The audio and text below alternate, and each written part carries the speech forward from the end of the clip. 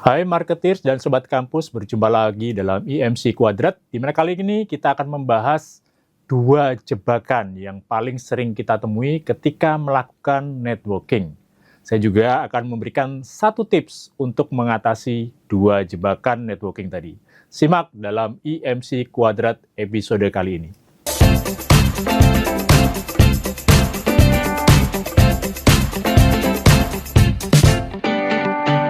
Marketeers dan sobat kampus, kalau kita bicara tentang networking, ini adalah kemampuan yang sangat penting, baik Anda sebagai pemimpin, akademisi, profesional, di semua level.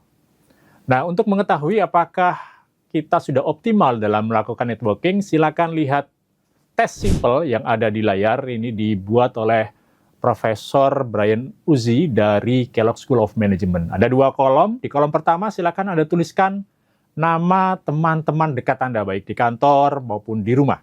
Silakan tuliskan 8 ataupun 10 nama yang menurut Anda paling dekat.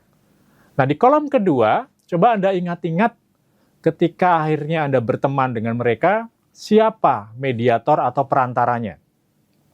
Apakah ada teman yang lain yang mengenalkan Anda dengan orang-orang tadi, ataukah Anda berkenalan langsung dengan mereka?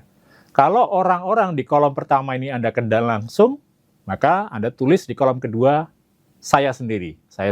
Nah, menurut Profesor Brian, dia bilang, kalau Anda lihat dari kolom kedua, mayoritas terisi kata saya sendiri, dalam arti bahwa semua orang atau semua teman dekat kita, memang kita sendiri yang langsung mendekati mereka, maka dia bilang, dia mau wanti-wanti kita, karena bisa jadi kita sudah terjebak yang disebut dengan similarity trap dalam networking atau jebakan kesamaan.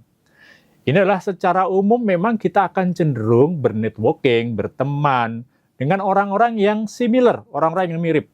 Sama-sama jurusannya, sama daerahnya, sama hobinya, dan kesamaan-kesamaan lain yang membuat kita nyaman ketika ngobrol ataupun hangout dengan mereka. Nah, kalau semua teman kita tipikal yang similar dengan kita, ada kelemahan yang akan kita hadapi dalam networking kita, karena akhirnya dunia kita akan menjadi lebih sempit. Topik bahasanya hanya itu-itu saja, perspektif kita akan lebih terbatas. Nah, ini jebakan pertama dalam networking, jebakan kesamaan atau similarity trap.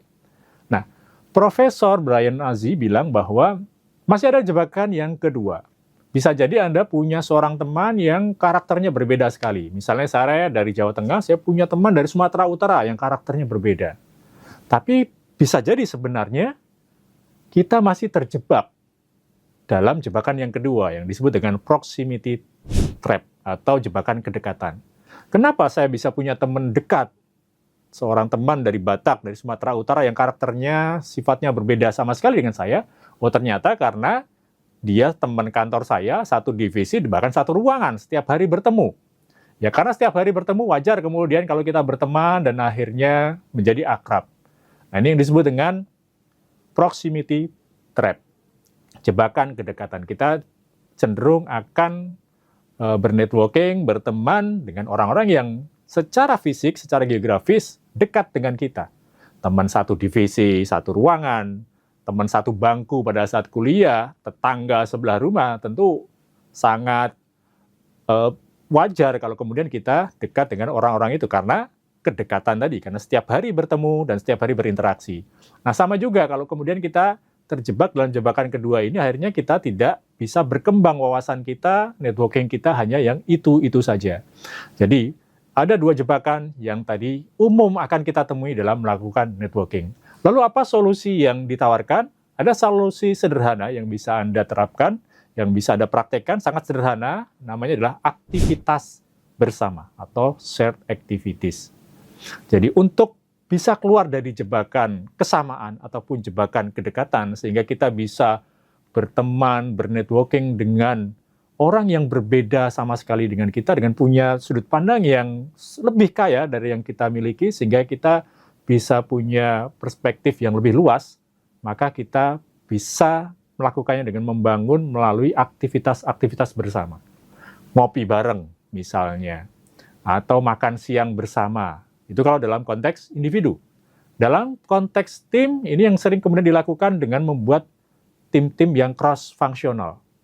Sebagaimana contoh di Markplus, tahun ini kami melakukan satu kompetisi secara internal, di mana satu tim terdiri dari 3 sampai 4 orang, tapi syaratnya harus dari divisi yang berbeda. Tujuannya apa? Agar orang-orang yang berbeda ini satu akhirnya terbangun aktivitas bersama tadi, sehingga kemudian terjalin networking antara mereka, dan yang kedua agar perspektif yang didapatkan, sudut pandang yang bisa diberikan lebih luas, tidak hanya dari satu perspektif saja. Jadi itu tadi 2 jebakan dalam networking dan 1 tips untuk mengatasinya. Insya Allah kita bertemu di podcast selanjutnya, dan silakan berikan komen Anda, pengalaman Anda di bawah ini. Terima kasih.